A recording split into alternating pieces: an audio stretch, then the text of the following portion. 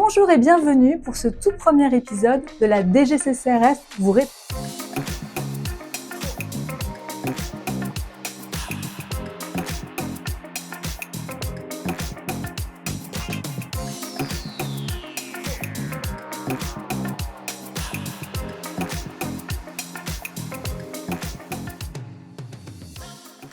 Nous sommes aujourd'hui le 15 mars 2024, journée internationale des droits des consommateurs.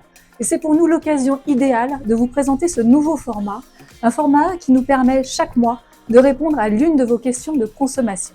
Pour cette première séquence, vous avez été nombreux à nous poser la question de savoir comment la DGCCRF vous protège en tant que consommateur. Et pour vous répondre, nous vous proposons de commencer par décrypter ce que signifie DGCCRF. Il s'agit de la Direction générale de la concurrence, de la consommation et de la répression des fraudes. Nous sommes une direction générale du ministère de l'économie, des finances et de la souveraineté industrielle et numérique.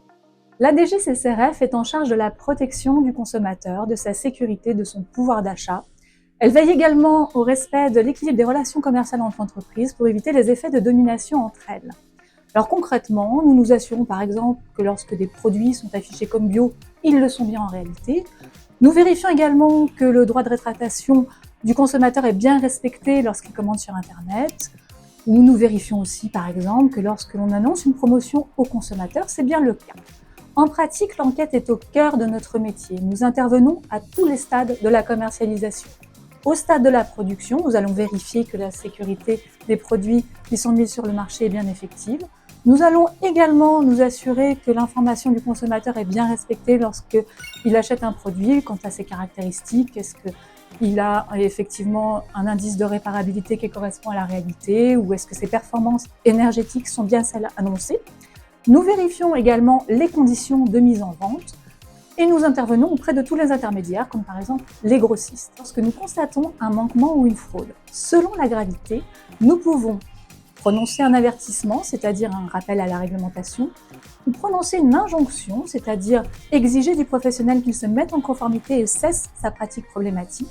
Et dans les cas les plus graves, nous pouvons prononcer une amende ou saisir la justice. Pour résumer, on peut dire que la DGCCRF contrôle ce qui peut porter atteinte à vos droits de consommateur, sur tout le territoire, en magasin, sur Internet et aussi sur les réseaux sociaux où nous surveillons les pratiques commerciales des influenceurs. Nous enquêtons pour vous protéger, pour faire en sorte que vous puissiez consommer sans être trompé ou abusé. Sachez que si vous rencontrez un problème de consommation, vous pouvez faire un signalement à la DGCCRF via la plateforme Signal Conso.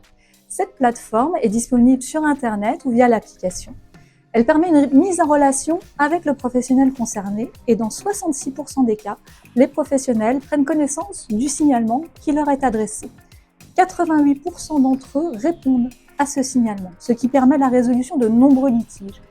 Et ces signalements, sachez aussi qu'ils nous servent à enrichir notre connaissance des comportements des professionnels et à orienter, le cas échéant, nos contrôles.